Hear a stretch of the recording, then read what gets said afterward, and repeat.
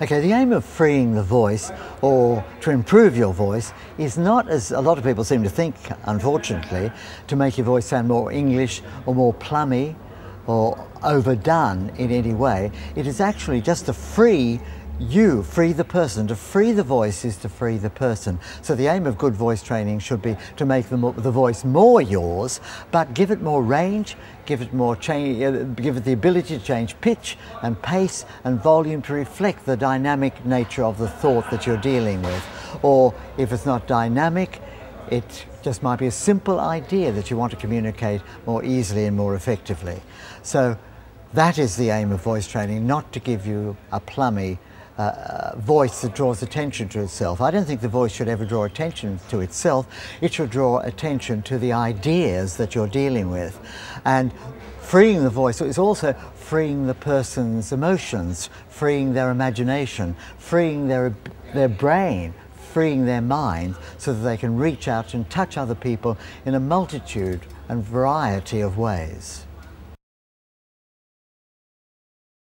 Well, blocks come in different ways. They are largely cultural, psychological, and or muscular, and often they're interrelated.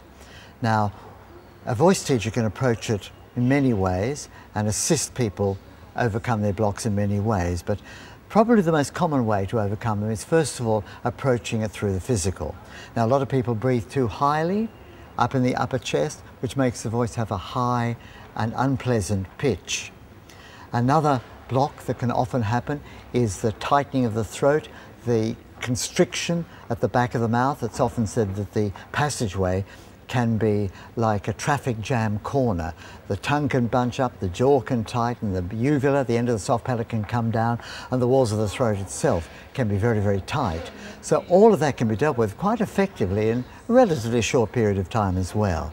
But the key to it all is the breath, to get the breath flowing and to get the sound flowing through the same open passageways as the breath. And once the breath drops down into the body, the breath starts to get connected to your emotions and to your thoughts deep in the body much more effectively.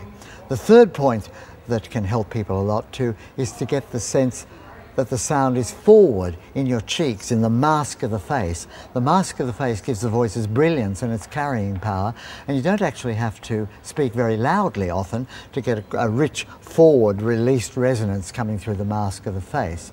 So that's three fundamental points in terms of the breathing and sounding. Number one is the diaphragm and the ribs, and then the open passageway, and then the forwardness of the sound.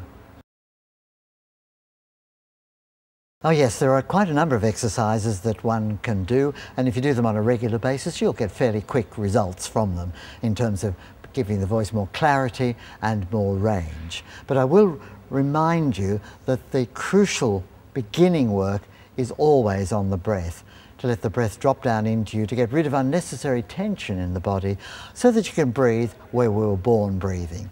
Most of us, 99% of us, are born breathing extremely freely. Look at a baby.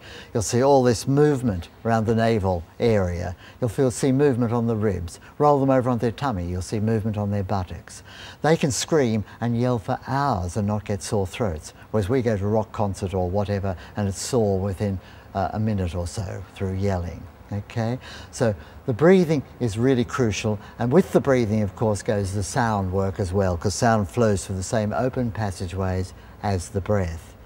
And I'll just refer you to the DVD Voice in Action, because it covers the breathing area fairly thoroughly, and it does so visually, so you can do it within the comfort of your own living room quite effectively, I think. Now, there's a couple of exercises I'll share with you that help the articulation a lot, and number one is the jaw. I might add, it also helps the breathing, because once you free the jaw, it's easier to breathe down. So if you clench your jaw, feel the tension all around here, feel the tension in your breathing, and let the jaw go, you'll feel the breath drop. So just try clenching and releasing, clenching the jaw and releasing it, clenching it and releasing it. Then ease the jaw down and back with your hands like this. Don't force it, don't force the jaw back, because that can be bad for the larynx. Just a sense of down, forward, and a little bit back. And breathe as you do that, and you'll feel the back of the mouth open as well. And then put your hands around the jaw and just loosen it, down, up, down, up, down, up. So the ligaments here loosen and become freer. And just a little gossip with the jaw like this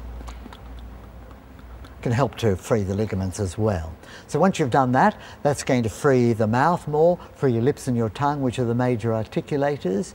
So let's do some work on your lips now. Don't tighten your jaw, leave the jaw as free as you can. And a big grin, a big pout, grin. It's a bit like an elastic band. Pull the band back and release it forward. Pull it back and release it. So we get the lips quite flexible and elastic. Grin, pout, grin, pout. Then add this little ditty. Will you wait for Willie and Winnie Williams?